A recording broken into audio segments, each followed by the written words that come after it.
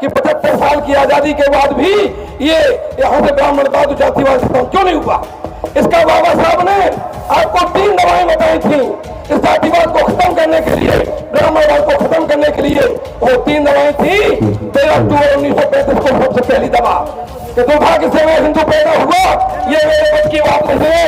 मैं विश्वास कराता हूँ कि मरते समय तक मैं हिंदू नहीं रहूंगा। इस दवा को, इस उपाय को, इस तरीकों को हम लोगों ने नहीं अपनाया, ये हमारी गलती रही है, जिसे हमें सुधारना है। बिना मेहनत के दुनिया में कोई कार्य नहीं होता, बिना मेहनत के दुनिया में कोई कार्य नहीं होता। और हर उड़ने वाला पक्षी बाज नहीं होता, और जो कौम संघर्ष नहीं करती है उसके सर पर कभी ताज नहीं होता। 14 अक्टूबर को ये सपना देखा था कि हमें, यदि मैं 10 साल और जिंदा रहा तो भारत को, पूरा देश को बुद्धमय बना दूंगा। उसी कड़ी में हमारे पूर्व मौलाना भंते सुमित्रा जी ने ये प्रतिज्ञा ठानी है, ये संकल्प लिया है कि अगर बाबा साहब के सपने को पूरा करने के लिए मैं अपनी जी जान लगा दूंगा और इस देश को बुद्धमय बना के ही बात सांस लूंगा। ये उन्होंने संकल्प लिया है। उनके लिए इनकी जितनी तारीफ की जाए वो कम है। अब देखिए साथियों, हमें करना क्या है? बाबा साहब ने कहा था, अरे ये छूट जाता है यार, ये खराब हो जाता है। हेलो, हो गया, चालू हो गया। बाबा साहब डॉक्टर अम्बेडकर ने, जो हमारे विश्व रत्न हैं, जिन्होंने, जिनकी वजह से हम आज मान सम्मान का जीवन जी रहे हैं, और उन्होंने इसलिए किसी कवि ने लिखा है कि पहले पीने को पानी नहीं था, आज आरओ का पानी है। पहले रहने को झोपड़ी नहीं थी, आज महलों की जिंदगानी है। ये किसी देवी देवता का करिश्मा नहीं, ये हमारे बाबा साहब का संघर्ष, त्याग कुर्बानी है, संघर्ष त्याग कुर्बानी है। साथियों, बाबा साहब ने अपने 4 बच्चों की कुर्बानी दे करके हमको इस देश का हुक्मरान बनाने का संकल्प लिया है।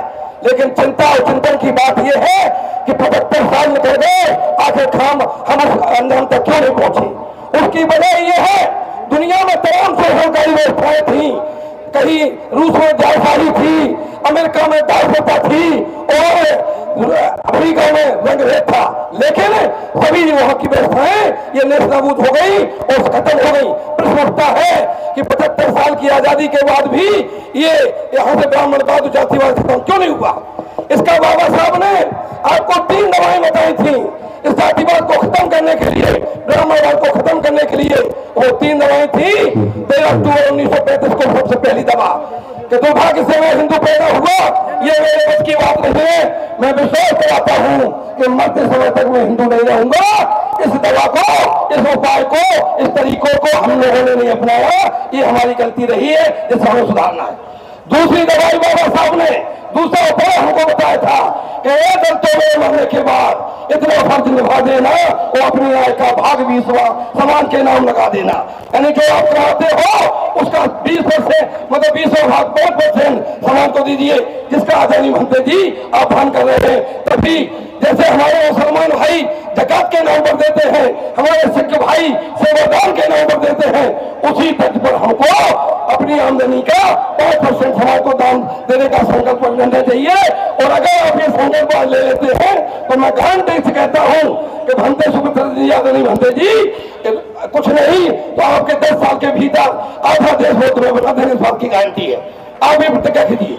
तीसरी साहब बात हो गई थी, एक गोली ब्राह्मणवाद को उठाने के लिए दी थी कि मैंने तुम्हें वोट का अधिकार राजा बनने के लिए दिया है, जो ब्रह्मा के ब्रह्मा से लड़कर है, इसलिए अपने अमूल्य वोट को कभी खत्म, कभी दारू कमर सॉरी बर्बाद मत करना और किसी पर लोहा बर्बाद मत करना।